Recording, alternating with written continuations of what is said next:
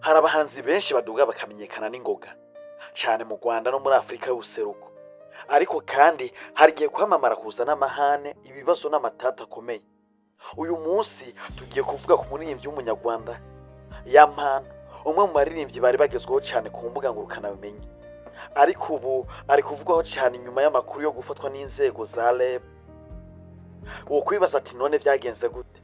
Yampano yagirizwa iki? Kandi ni izihe ngaruka bishobora kugira ku muziki wiyo? Reka tubijemwo vyose muri iyi documentaire, dusobanuye buri kimwe. Usabwe kubana nacu ugeza video irangiye. Bwa mbere na mbere wo kwibaza ati Yampano ninde?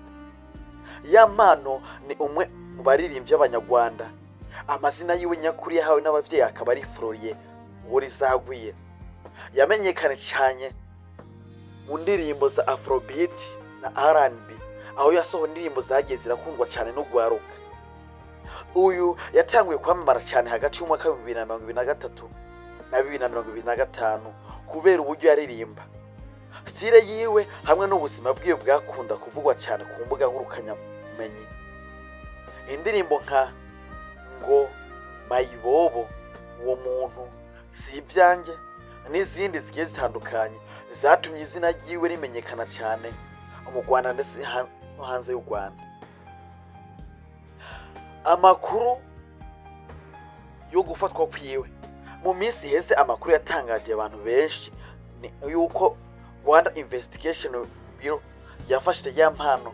Amakuru yashyize habona n'ibinyamakuru bitandukanye avuga ko Yampano yagirizwa gukubita ndetse no gukomeretsa, gutera ubwoba ndetse no gukoresha ibyayuramutwe.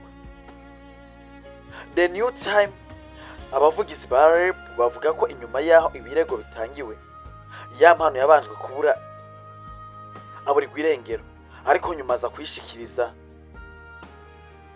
ababijejwe. Hari kandi amakuru yakwiragiye ku mbuga ngurukana bumenyi avuga ko Yampano yari afitaniye amatati n'umukobwa bivuga ko bakundanaga. Hari ibyagirizwa byasohowe n'ibinyamakuru bimwe bimwe bivuga ko uwo mukobwa yavuze ko yakubiswe kandi agatwega ubwoba, ariko kugeza ubu amatohoza niyo ariko arabandanya kandi ubutungane ntiburafata ingingo ya nyuma. Ni ngombwa kwikubita agashi ndetse no kwibuka ko umuntu wese aba afise uburenganzira bwo kwirengura imbere y'amategeko gushika icyaha cyemejwe n'urukiko. Ku mbuga ngurukana bumenyi abantu haraciyemo ibice, hari abashigikiye Yampano bavuga ko ategerezwa guhabwa umwanya wo kwisigura, abandi bavuga ko umuntu wese akwiye kubazwa ivyo yagirizwa, yaba ari umuririmbyi canke umuntu asanzwe. Abenshi bavuga ko kandi bishobora kugira ingaruka zikomeye ku muzima ndetse n'umuziki wiwe, ku mashusho yiwe nk'akarorero ugwaruka. Mu gihe amatohoza abandanya, benshi bibaza nimba Yampano azogaruka mu muziki nk'uko yahora canke niba izi ngorane zizohindura urugendo rwiwe rwa muzika. Mu mateka y'umuziki hari abahanzi benshi bagiye barahura n'amatati, ariko bamwe bakagaruka bakongera kwamamara, abandi nabo bakazima burundu nk'imbabura. Ikizosigara kizomenyekana bivanye n'ingene ubutungane buzofata ingingo hamwe n'ivyo Yampano bwiwe azoba arakora inyuma y'ibibazo. Muri iki kiganiro cacu twavuze ku muririmbyi nyarwanda Yampano, amakuru ariko amuvuga ko muri iyi minsi.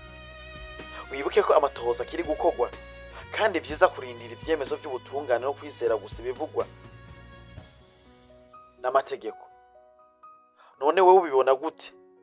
Yampano azosubira gukomera mu muziki? Shira igitekerezo cyawe muri commentaire. Jehova yari Alex Live and Valan.